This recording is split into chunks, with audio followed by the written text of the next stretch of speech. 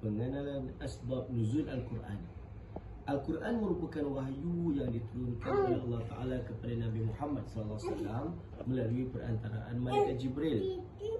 Sehubungan dengan itu, kajian berkenaan keistimewaan, tafsiran dan penurunan Al-Quran telah dikembangkan oleh para ulama. Contohnya Imam Jalaluddin As-Suyuti yang telah mengarang kitab Al-Itqan fi Ulumil Quran. Asbabun Nuzul merupakan ilmu yang banyak membahaskan tentang peristiwa-peristiwa yang berlaku semasa atau sebelum penurunan kitab suci Al-Quran. Kefahaman yang mendalam berkenaan asbab nuzul Al-Quran telah membantu ulama untuk mentafsir, mentadabbur dan memahami kitab suci berkenaan dengan lebih baik. Apa maksud asbab nuzul?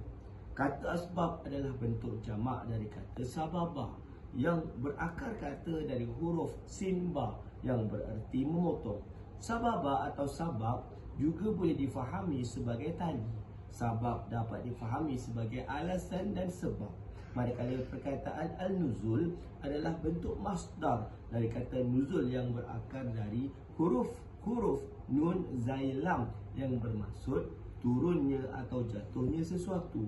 Justeru asbab nuzul membawa maksud sebab-sebab turunnya ayat suci Al-Quran.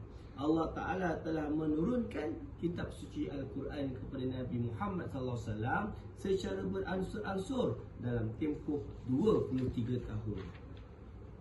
Apakah kepentingan asbabun nuzul? Mana Al-Qattan menyebutkan sabab nuzul ialah sesuatu yang dengan keadaan sesuai itu Al-Quran diturunkan pada waktu sesuatu itu terjadi, seperti suatu peristiwa atau pertanyaan.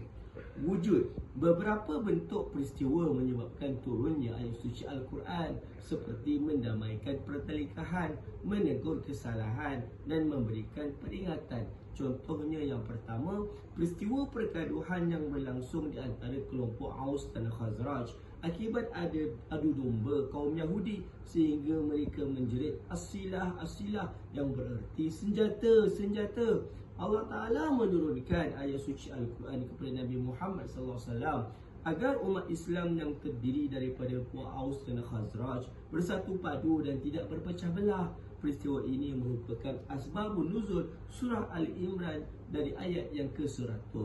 Yang kedua, peristiwa seorang lelaki yang menunaikan solat dalam keadaan mabuk. Lelaki tersebut telah melakukan kesalahan berat apabila tersilap membaca suratul Kafirun akibat mabuk. Justru Allah SWT menurunkan suratul Nisa ayat ke-43. Kemudiannya, peristiwa seorang sahabat bertanya kepada Rasulullah SAW, bagaimana kalau makam Ibrahim kita jadikan sebagai tempat solat? Maka turunlah surah Al-Baqarah ayat 125.